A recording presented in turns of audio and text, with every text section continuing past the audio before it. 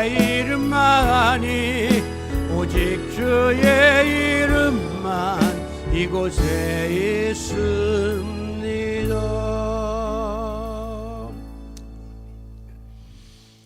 오늘은 예수님께서 십자가의 고난과 죽음이 기다리고 있는 예루살렘 성을 향하여 나귀 새끼를 타고 입성하신 날입니다. 우리는 이날을 종려주일이라고 부르는데요. 그때 수많은 무리들이 자기의 겉옷을 벗어서 길가에 펴고 종려나무 가지를 흔들면서 호산나 호산나 우리를 구원하소서라고 외쳤기 때문에 우리가 이날을 종려주일이다라고 부르고 있는 것입니다.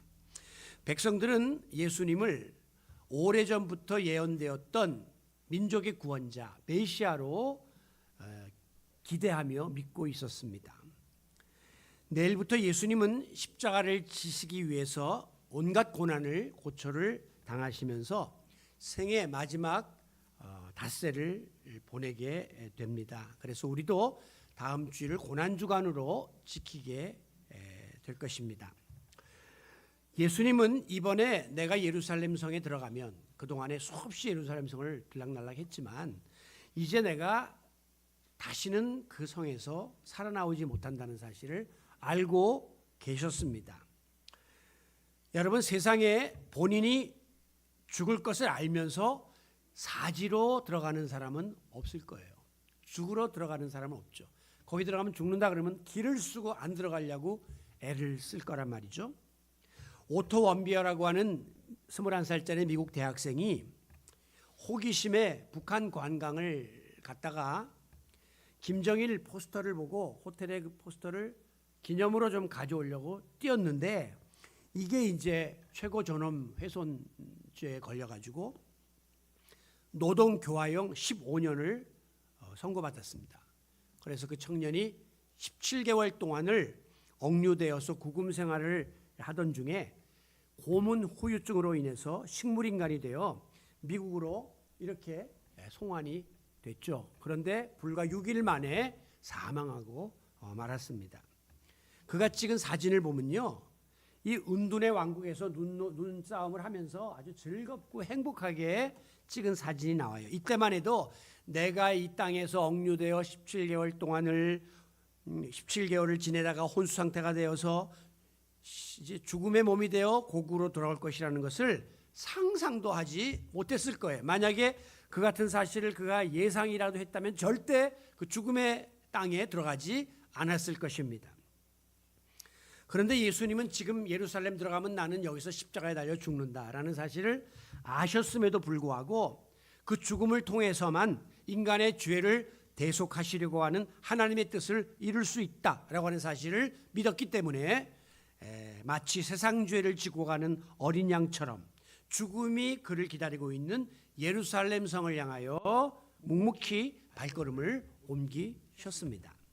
그리고는 모진 고초와 고난을 겪으시고 마침내 십자가 위에서 대속의 피를 흘리심으로 우리를 죄와 사망에서 구원해 주셨음을 믿으시기 바랍니다. 이것이 바로 우리 그리스도인들이 믿는 복음의 핵심이에요. 당시에 예수님의 심정을 저는 가끔 상상해 봅니다. 한마디로 굉장히 착잡하셨다, 그렇게 여겨져요. 우선 자기 주변을 따르는 무리들을 보면 지금 뭐 호산나 그러면서 옷을 땅에다 깔고 난리법석을 떨지만 머지않아서 모든 상황이 역전되면 또 빌라도 법정에 가가지고 예수를 십자가에 못 박아라 이렇게 외칠 그런 그 무리라고 하는 사실을 아셨기 때문에 예수님은 이미 무리들을 향하여 배신감을 느끼고 있었을 거예요.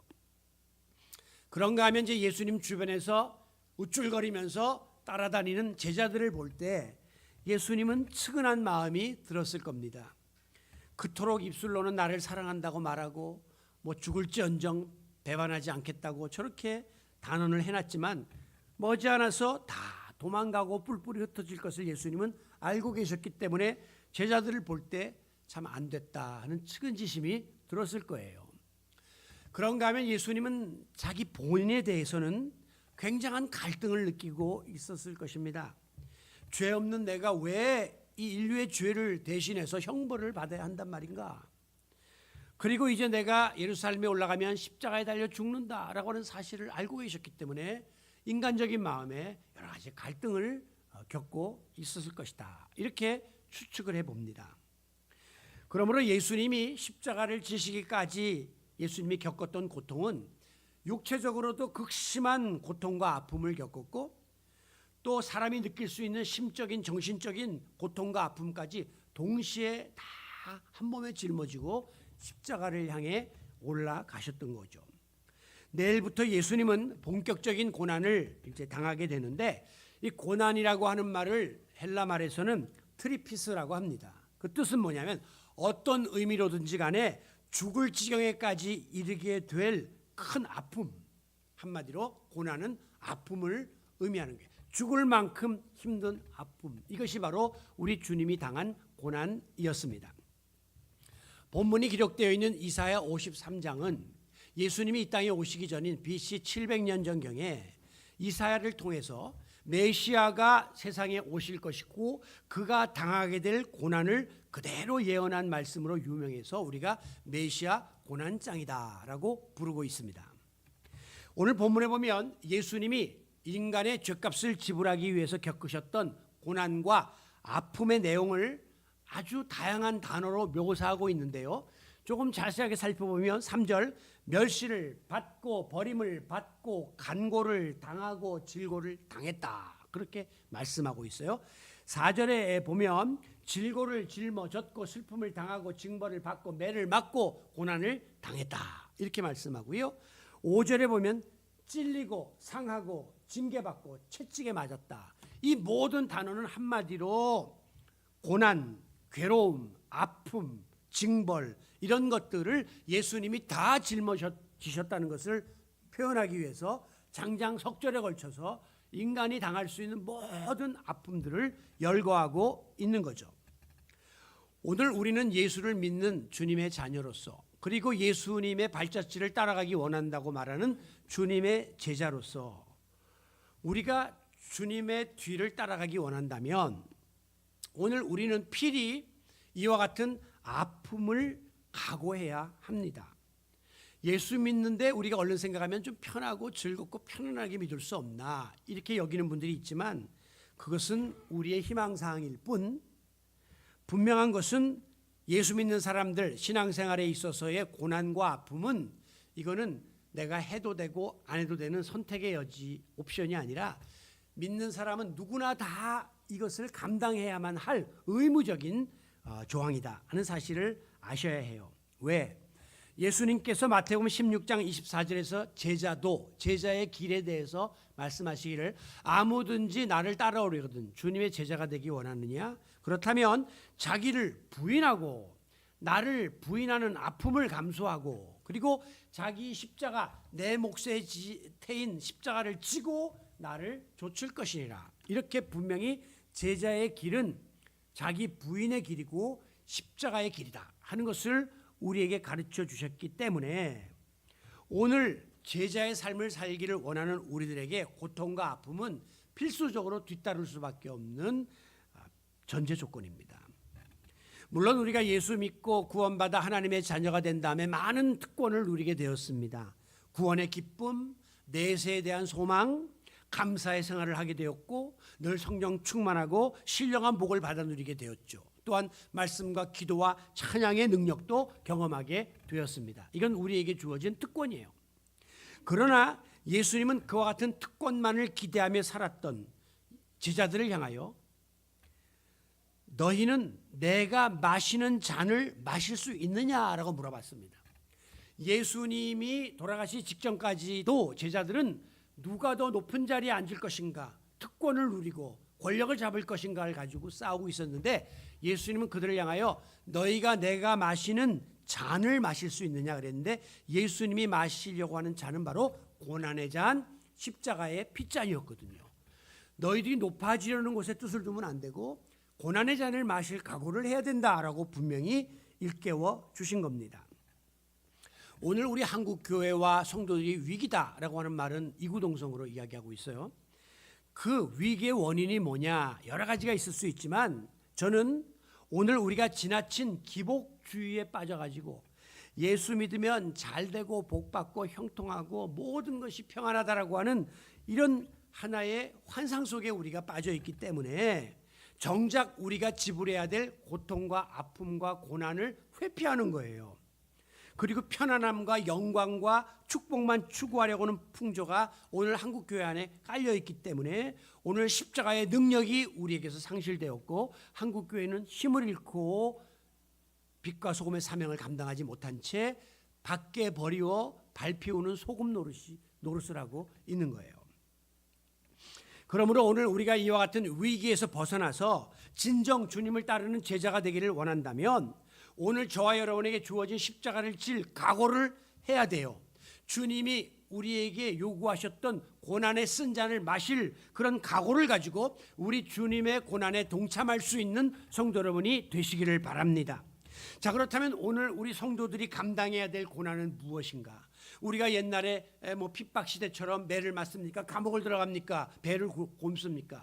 무슨 고난을 우리가 감당해야 될 것인지 현실적인 십자가, 현실적인 아픔에 대해서 오늘 제가 몇 가지 말씀을 드리려고 합니다.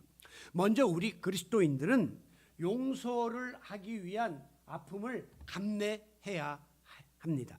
6절에 보면 우리는 다 양 같아서 그릇 행하여 각기 제 길로 갔거늘 여호와께서는 우리 모두의 죄악을 예수 그리스도에게 담당시키셨도다라고 말씀했습니다. 예수님이 십자가를 지신 근본 이유가 무엇냐? 한마디로 인간의 모든 죄를 용서하기 위해서 우리가 범죄함으로 인하여 치르게 된 이 사망의 대가를 예수님이 대신 지불하기 위해서 우리의 모든 죄를 용서하시고자 그 모든 죄를 대신 짊어지신 거예요. 그래서 우리를 멸망에서 구원해 주신 것입니다. 죄는 우리가 지었으나 벌은 주님이 받으신 거죠. 그래서 우리가 이것을 대속의 죽음이다. 대신 우리의 죄를 속하시기 위하여 죽은 죽음이다. 이렇게 부르고 있는 것입니다. 요한복음 2장 2절에 보면 저는 우리 죄를 위한 화목의 제물이 되셨으니 우리를 위할 뿐 아니요 온 세상의 죄를 위하심이니라. 여기 보면 죄를 위하여 화목의 제물이 되어 십자가에 죽으셨다고 했는데 이 말씀 죄를 위한다는 말은 다른 말로 죄를 용서하기 위하여 주님이 십자가에 죽으신 것이죠. 그러므로 예수님은 모든 용서의 극치를 십자가 위에서 실현하신 겁니다. 심지어 예수님은 십자가 위에서 창에 찔려서 모든 물과 피를 다 쏟으시면서 내가 목마르다라고 절규하시는 그 처절한 상황 속에서도 자기를 죽이려고 십자가에 못 박는 자들을 원망하거나 저주하지 않았습니다. 그리고 아버지여 저들이 하는 일을 알지 못하오니 저들의 죄를 사하여 주옵소서라고 용서를 빌었다는 거예요. 예수님은 십자가 위에서 우리의 죄를 용서하셨습니다. 예수님께서 십자가의 죽으심은 범죄한 우리 인간과 하나님 사이를 화해시키기 위해서 한 손으로는 우리 하나님 아버지의 손을 붙잡고 그리고 한 손으로는 범죄한 인간의 손을 붙잡고 심장이 터져 죽은 곳이 십자가다라고 김중건 목사님은 말씀했습니다. 우리 인간의 죄를 용서하기 위해서 가장 중간에서 중보자가 되셔서 희생의 제물이 되신 거죠. 이와 같은 화목의 십자가 앞에서 조건 없이 죄사함을 받은 저와 여러분은 이제 용서 못할 일이 없고 화해 못할 사람이 있을 수 없습니다. 아니 있어서는 안 됩니다. 이 놀라운 용서를 무조건적으로 받은 우리가 누구를 함부로 정죄하고 누구에게 우리가 용서하지 못한다고 단정할 수 있겠느냐 말이에요. 예수님은 용서에 대해서 가르치시기를 마태복음 18장에 보면 베드로가 선생님 형제의 죄를 몇 번까지 용서하면 되겠습니까? 이렇게 물어보았어요. 베드로는 크게 마음 먹고 최대치를 주님께 제시하면서 자기가 스스로 답하기를 한 7번이면 될까요? 이렇게 이야기합니다. 그때 예수님께서 뭐라고 말씀하시죠? 22절 7번뿐만이 아니라 7번을 70번까지라도 할지니라. 이 말은 7 곱하기 70, 77이 49, 490번까지만 그러면 할까요? 그 말이 아니에요. 7이라는 숫자는 완전 숫자거든요. 그러니까 무한대로 너희가 할 수 없는 범위까지라도 무리해서라도 용서하라 라고 분명히 우리에게 가르쳐 주셨습니다. 그런데 여러분, 현실적으로 나를 모함하고 욕되게 하고 내게 손해를 끼치고 상처를 입히고 나를 배신하고 나를 괴롭힌 사람을 용서할 수 있을까요? 우리가 보통 일반적인 인간의 감정으로는 도저히 그런 사람을 우리가 용서할 수 없는 거예요.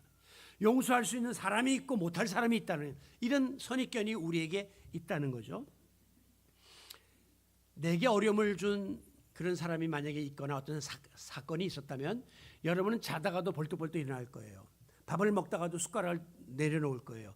치가 떨리고 화가 치밀고 분노가 가라앉지 않아서 눈물이 나고 원망스럽고 저주가 터져나오는 것이 정상입니다.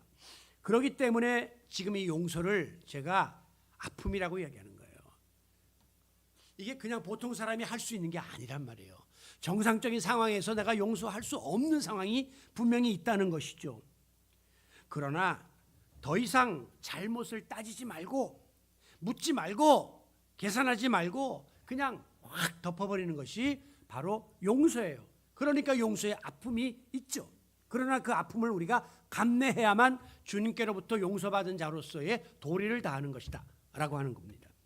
마치 성경에 보면 용서하되 동이 서에서 먼 것처럼 동해안과 서해안이 까마득하잖아요. 마찬가지로 그냥 까마득히 모든 그 사람의 잘못을 잊어버리라는 거예요. 우리 하나님도 그렇게 먼 것처럼 우리 죄를 잊어버려 주셨으니까 우리도 잊어버리라는 거예요. 그래서 용서는 마치 지우개와 같다라는 말을 합니다. 여러분, 지우개는요 우리 인간이 발명한 발명품 중에 가장 소중한 것 중에 하나입니다. 그 아무것도 아닌 것 같지만 쓱쓱쓱쓱 지우면요 그동안 내가 써놨던 모든 흔적이 싹 없어져요. 나의 잘못한 모든 것들이 용서를 통해서 다 사라지고 그리고 그 위에다 내가 새롭게 다시 글을 써나가고 그림을 그릴 수 있다고 하는 거예요. 새로운 삶을, 새로운 관계를 유지할 수 있다는 것입니다. 물론 이거 인간적으로 어렵습니다. 그러나 이것을 가능케 해주는 힘이 있습니다. 그것은 바로 주님이 우리를 용서하셨다는 사실이에요. 에베소서 4장 32절에 보면 여러분이 다른 사람을 용서하려면 서로 불쌍히 여기며, 첫째는 긍휼히 여기는 마음이 있어야 돼요. 똑같은 선상에서 맞서지 말고 한 단계 위에서 내려다보고 안 됐다, 불쌍하다 하는 마음을 가지라는 거죠. 마치 우리 예수님께서 그 자기를 십자가에 못 박는 자들을 향하여 아버지 저들을 용서해 주소서 저들이 하는 일을 알지 못함이니이다. 몰라서 저러는 거다. 이렇게 생각하시라는 거죠. 그러니까 이 용서의 첫 번째 조건은 불쌍히 여기는 거예요. 상대방을. 안 됐다. 긍휼히 여기라는 거예요. 그 다음에 뭐라고 말합니까? 서로 용서하기를 하나님이 그리스도 안에서 너희를 용서하신 것 같이 하라 하는 거예요. 주님이 우리를 따지고 조건 있게 용서했습니까? 무조건 묻지도 않고 그냥 덮어주셨잖아요. 그러니까 그 용서를 가지고 우리도 용서하라 라고 말씀하고 있습니다. 그렇습니다. 내가 예수의 피로 값없이 죄사함 받고 내 죄를 용서받았다고 하는 확신이 여러분에게 있다면 여러분이 주님께로부터 받은 그 용서로 다른 사람의 잘못을 용서해주고 그 용서로 다른 사람을 덮어주고 다른 사람의 모든 잘못을 품어주는, 아프죠.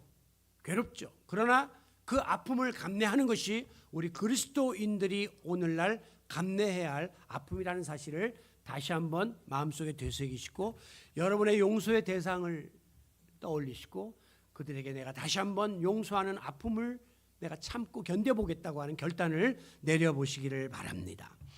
다음으로는 이 사랑을 실천하기 위한 아픔을 우리가 감내해야 해요. 용서는 필히 사랑의 실천이 뒤따라야만 합니다. 용서하고 사랑은 비슷하지만 자세히 보면 틀려요. 용서는요 그냥 마음으로 할 수 있고 생각으로 얼마든지 할 수 있고 말로만 할 수 있어요. 내가 용서할게 그러면 되는 거죠. 그런데 사랑은요 행동으로 옮겨져야만 사랑이 성립되는 것입니다. 그래서 사랑은 명사가 아니고 동사다. 액션이 따라줘야 된다. 그런 말씀이 있는 거예요. 다시 말해서 아무리 여러분이 마음속으로 생각으로 말로는 용서를 했다 할지라도 내가 적극적으로 그 사랑을 표현하고 실천하지 못한다면 그 용서는 반쪽짜리 용서에 그치고 만다는 것입니다. 본문 5절에 보면 그가 찔림은 우리의 허물 때문이요 그가 상함은 우리의 죄악 때문이라 그가 징계를 받음으로 우리가 평화를 누리고 그가 채찍에 맞음으로 우리는 나음을 입었도다. 여기 그가가 나오고 우리가 나오는데 그가 우리 주님이 하신 일들이에요. 찔리고 상하고 징계받고 채찍맞고 그냥 예수님이 마음으로만 생각으로만 우리를 용서한 게 아니라 직접 죄값을 치렀단 말이죠. 사랑을 실천했다는 것이죠. 그래서 우리가 다 죄에서 자유하고 평화를 얻고 진정한 구원의 자리에 나갈 수 있었다는 것입니다. 바로 이것이 중요한 사랑의 실천이에요.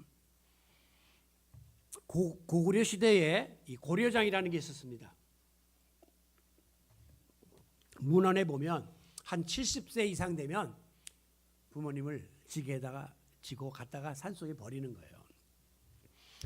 뭐 오늘날 말하면 이제 부모가 너무 노환에 시달리거나 이제 망령이 들거나 그러면 이제 업어다가 버리는 거죠. 그런데 한 번은 자기 엄마를 업고 이제 산속에 가니까 엄마는 알아채렸죠. 그래서 아들이 마지막에 엄마를 산에다 내려놓고 어머니 죄송합니다 라고 큰절을 이렇게 하는데 어머니가 얘야 가는 길 잘 찾아가라고 내가 올 때 나뭇가지를 다 꺾어놨으니까 그 나뭇가지 보면서 조심해서 가 이렇게 말하는데 차마 엄마를 거기다 놓고 올 수 없어서 다시 모시고 왔다고 하는 이야기예요. 어머니의 마음은 그러하다는 겁니다. 현대판 고려장이 있습니다. 어머니 좋은 데 모시고 갈게요. 차에 모시고 구경시켜준다고 가갖고 외딴 곳에다가 어머니 제가 커피 한 잔 사올게요. 그리고 차 타고 도망가 버린 거예요. 그런데 그 홀로 된 할머니가 신고했는데 할머니 주소요. 할머니 이름요. 몰라. 일부러 답을 안 하는 거예요. 왜? 그거 하면 나중에 찾아가서 자기 아들이 해코지를 당할 수 있으니까 그냥 불이익을 줄까 봐 가만히 입 다물고 계신 이게 바로 부모의 마음이라는 거예요. 자, 자식을 사랑하는 부모의 마음은 자식에게 버림을 받는 아픔까지도 감내하면서 품어버리는 것이 진정한 부모의 사랑입니다. 예수님은 우리 인간들에게 이루 형언하기 힘든 수모를 당했습니다. 예수님이 이제 고난을 당할 때 보면요 와서 얼굴에 침을 뱉고 유대인의 왕이여 조롱하고 홍포를 입히고 옷을 벗기고 온갖 수모를 다 당했어요. 오늘 예수를 믿는다고 하는 우리도 때때로 나의 유익을 앞세우기 위해서 주님을 외면하거나 주님을 마음속으로는 안 그래도 말로는 배반하거나 또 멀리할 때가 얼마나 많았습니까? 어떻게 보면 우리 주님이 내가 저들을 위하여 십자가에 피 흘렸어? 라고 자괴감이 들 정도로 자식에게 버림받는 그런 마음을 우리 주님이 느낄 때가 있었을 거라는 거예요. 그럼에도 불구하고 우리 주님은 우리에게 너 왜 그래? 라고 우리를 책망하거나 따지거나 책임을 추궁하지 않고 조건 없이 그냥 말없이 품어주시고 사랑으로 우리를 감싸주셨습니다. 그러나 한편으로는 얼마나 그 가슴이 아프고 괴롭고 고통스러웠을까요? 얼마나 아프실까라고 하는 복음 찬양이 있어요. 그 내용을 보면요. 얼마나 아프실까 하나님의 마음은 인간들을 위하여 아들을 제물로 삼으실 때 얼마나 아프실까 주님의 몸과 마음 사람들을 위하여 십자가에 달려 제물 되실 때 얼마나 아프실까 하나님의 가슴은 독생자를 주셨건만 인간들은 부족하다고 원망할 때 얼마나 아프실까 주님의 심령은 자신을 주셨건만 사람들은 부인하며 욕할 때 예수님은 우리 인간들을 보시며 가슴이 찢어질 듯이 아팠던 거예요. 십자가에 달려서 죽으실 때 그들이 하는 모든 행위를 볼 때 정말 이루 말할 수 없는 고통을 느꼈지만 예수님은 딱 하나 사랑하기 때문에 우리를 사랑하기 때문에 그 아픈 가슴을 움켜쥐면서 마지막 숨을 거두신 겁니다. 구약에 보면 선지자 호세아가 나와요. 그는 하나님의 명령에 순종하여 방탕한 길에 빠져 다른 남자를 따라간 아내 고멜을 무조건 집으로 데리고 옵니다. 용서하고 아내로 삼습니다.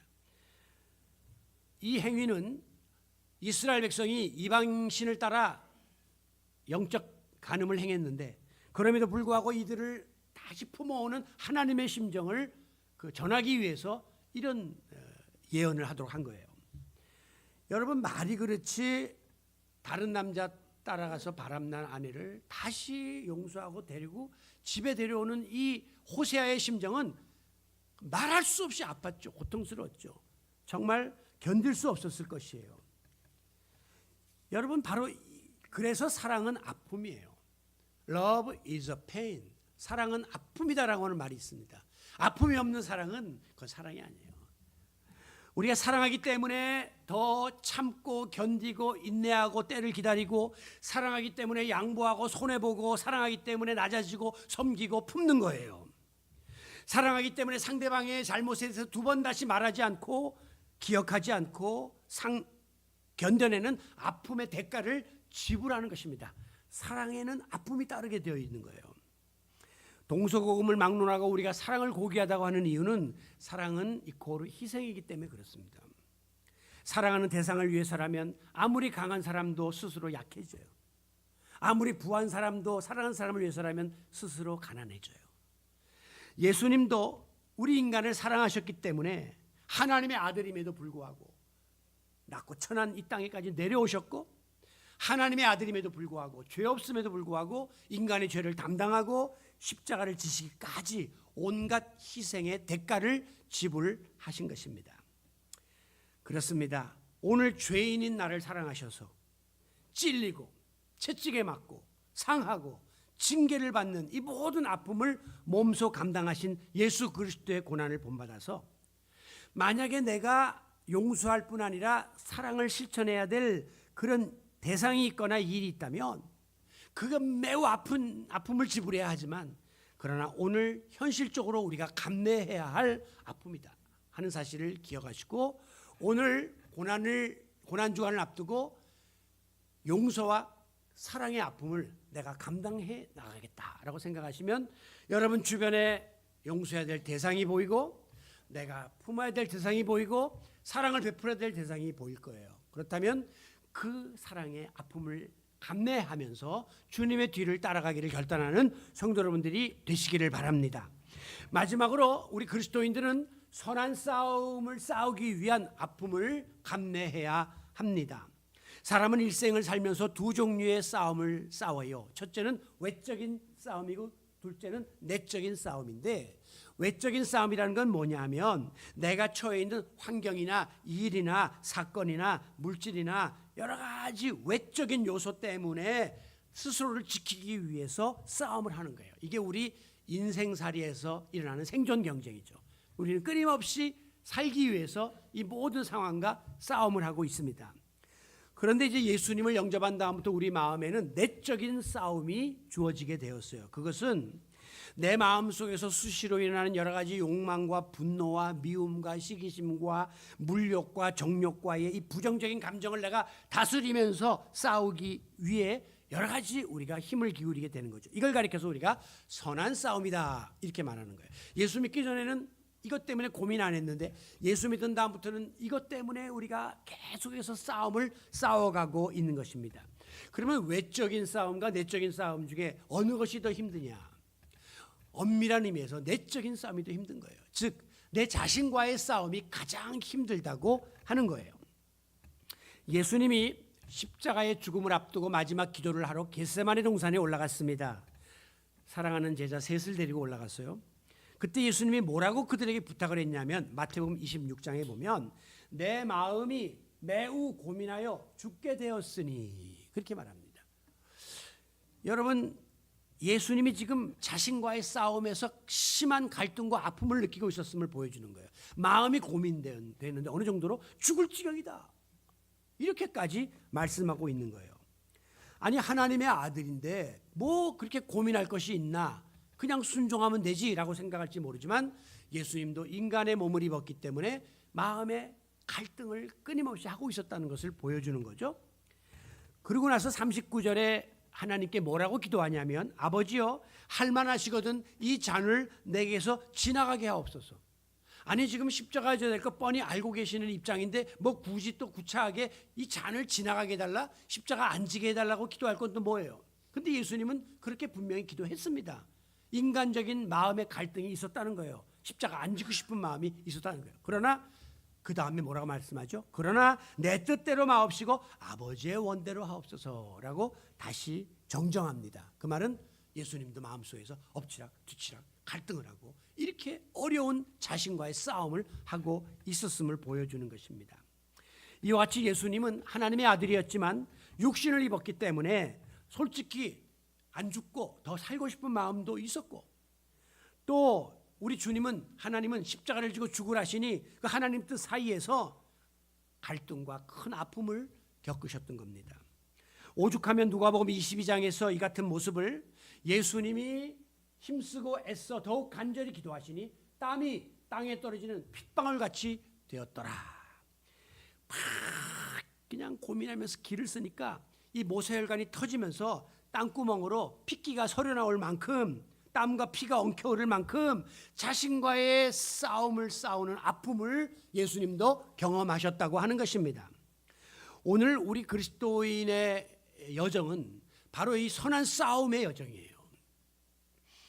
우리는 죄와 싸우고 세상 유혹과 싸우고 사탄의 시험과 싸우는데, 대다수 많은 그리스도인들이 무방비한 상태에서 싸우다가 그냥 쉽게 패배하거나 심지어 싸우려고 하는 전의조차도 상실한 채 살고 있는 것이 오늘 우리의 현실입니다. 즉 사탄과 죄와 유혹과 싸우려고 들지를 않는 거예요. 그냥 대충 대강 이렇게 싸우는 신용만 하지 속은 그냥 이렇게 좋고 좋은 대로 어울려 살려고 하는 본능이 우리 마음속에 있기 때문에 우리가 지금 그리스도인으로 살면서도 영에 속한 그리스도인이 못 되고 육에 속한 그리스도인이 되어 있다는 겁니다. 과거에 우리나라가 가난할 때는요, 권투, 레슬링 이런 격투기 종목이 인기를 끌었습니다. 그리고 그 운동선수를 보면 대부분 집이 가난한 애들, 시골에서 공부도 못 시키는 애들 그냥 도장 가가지고 죽도록 그냥 매 맞고 때리면서 이걸 해가지고 출세하려고 했던 시절이 있었어요. 요즘은요, 치고받고 싸우는 운동 잘 안 하려고 합니다. 왜? 배가 불러졌거든요. 그렇게 뭐 잘박하게 뭐 먹고 살기 위해서 내가 얻어맞고 이래야 될 이유는 없는 거예요. 옛날에는 헝그리 정신이 있었는데 요새 운동선수들은 그런 거 없어요.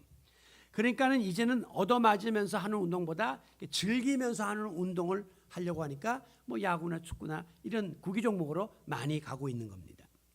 마찬가지로 과거에 우리가 신앙적인 억압을 받았던 일제시대나 공산치하나 군사정권 독재 시절에 우리 믿음의 선배들은요, 신앙을 지키기 위해서 엄청난 아픔의 대가를 지불했습니다. 이 교회를 지켜야 되니까, 문 닫으면 안 되니까 열심으로 목숨 바쳐 싸우기를 주저하지 않았습니다. 그런데 오늘 우리 현대 그리스도인들은 신앙의 자유를 이렇게 누리고 모든 면에서 배부르고 등 따시니까 어떤 핍박과 방해도 없잖아요. 우리가 지금 예수 믿는 데 있어서.